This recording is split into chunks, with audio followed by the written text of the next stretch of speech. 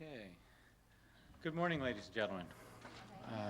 Happy to be back here. Glad to give you an update of where we stand in the discussions at Camp David and elsewhere. Yesterday, the Secretary had lunch with Chairman Arafat at her farm in Virginia.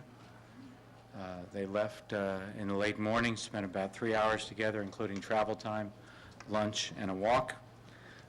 They discussed a variety of issues, including the peace process and benefits of peace for the region. The Secretary this morning took Prime Minister Barak to Gettysburg. They toured the battlefield, spent a bit more than 2 hours together, including travel time.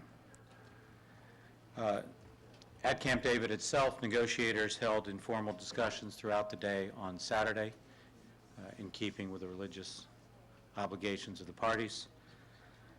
Today, informal discussions in small groups continue to meet to discuss the issues and focus intensely on the issues that are at stake here.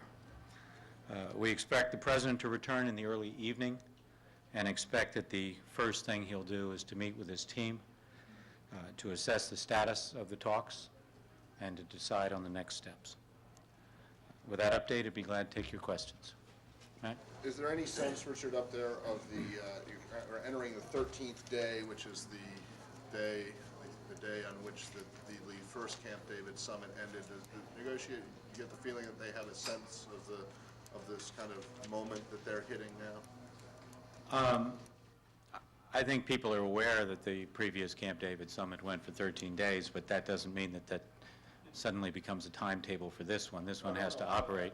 No, I know, but let me just try to answer. I mean, people are aware of it, but we're not running on a 22-year-old schedule. We're running on whatever schedule we can make out of the talks now and how we need to progress on the issues. So I think the immediate schedule is to anticipating the President's return, to continue the intensive discussions in the small groups, and then to be ready to report to the President on the status when he gets back.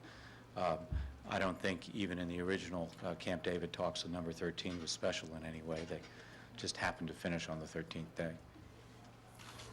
Prime Minister Barak's spokesman has said that he thinks it will be evident in the very near hours after the President's arrival whether things are going to go forward or whether there's going to be a breakdown. Does the U.S. side have the same feeling that it's now or never? Well, I think, especially after the experience last, when was it, Thursday night or Wednesday night, one hesitates to make any kind of predictions.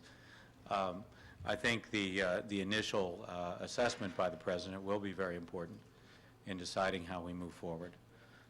And then whatever discussions are necessary after that with the parties to see how we can take the process forward from where we've brought it in his absence. But Richard, there's no time limit at this point at all, as far as the United States?